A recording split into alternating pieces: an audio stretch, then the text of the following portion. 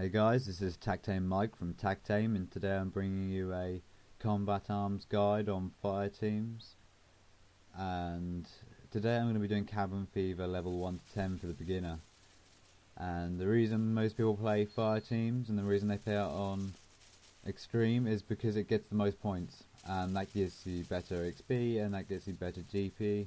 And let's face it, who doesn't like GP? So yeah, let's get straight into it. There is for fire teams when you're a beginner. Everything I say in this video will be based on a beginner. You want to be using machine guns, mainly for their large ammo size. One, so you don't run out of ammo in the middle of a game, and two, because if you're kind of a bunch of zombies come up on you when you're stuck with an assault rifle or submachine gun, you're kind of cobbed your pants down. You can take a few off, but after that you're just going to be sitting there waiting to reload. And with a machine gun you can just sort of pray and spray. You've got enough ammo to kind of hold them off, walk backwards and hold them off. And so levels 1 to 10 is pretty easy if you've got a good team. We've got 3 on this door here, and mainly because this door is the best door for fire teams. You'll get the most points off this door, but also it's the easiest to defend, because when you move back, the angles they come at hold them up in the door. They're kind of very confined in the doorway and they kind of get stuck in the doors.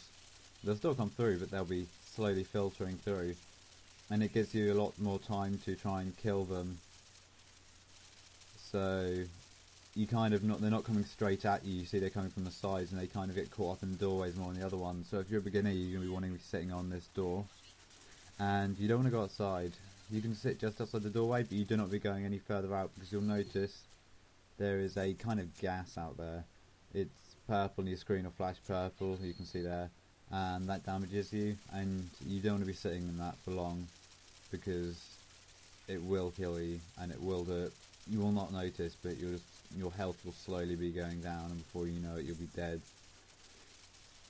So yeah, stay out of smoke, or the gas, or whatever you want to call it.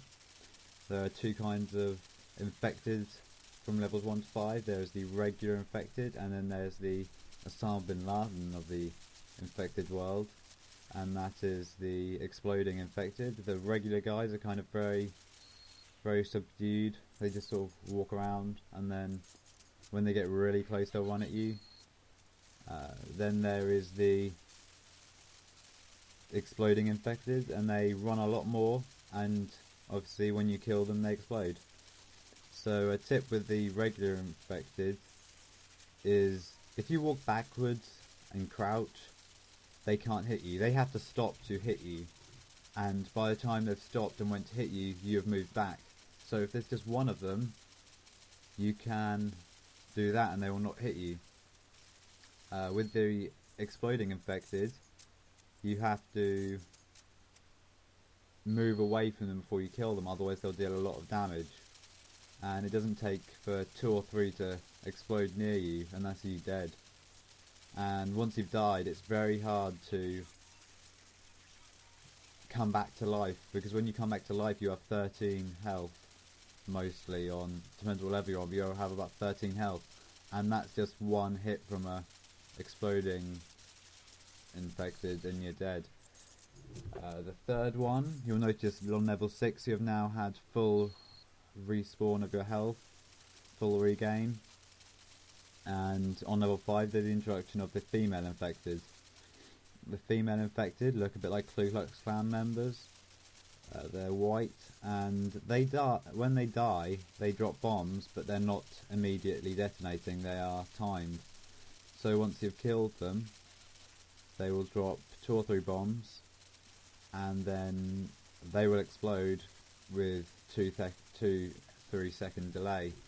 And although you think, well, 2-3 seconds that's enough to get away, the blast radius on those things is enormous for the size of them, and the damage they do is massive. So you really have to try and take them out quickly, because also they have a lot higher health, and you'll find if you're stuck in a room with one of them, that will be running a lot faster than any of the others, and it will just claw at you, and 2 or 3 of them vs you, and if you don't know how to play it, you're not going to do very well.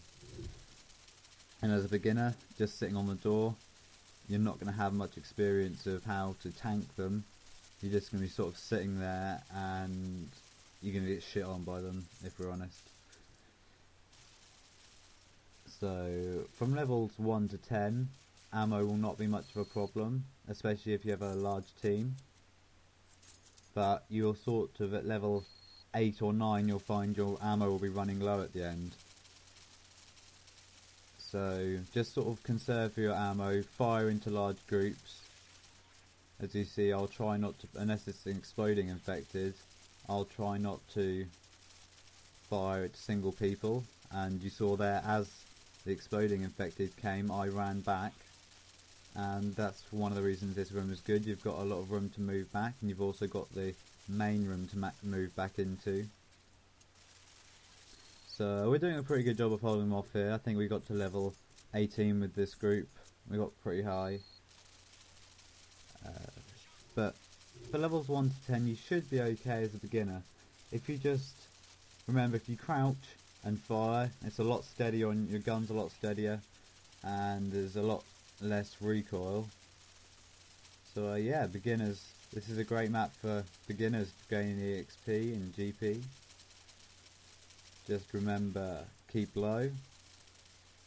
If move back, keep your distance from them, and fire into large groups. Keep your MG up and just keep firing at them. Thank you for watching this guide. I'm here on behalf of Tactame. Subscribe to them, watch more of their videos. Remember to rate this video, favourite it if you'd like. Check us out on Facebook, Twitter. We've got our own site now as well that's on development, so please check us out on all of those locations, and I'll see you guys later. Keep watching for more videos.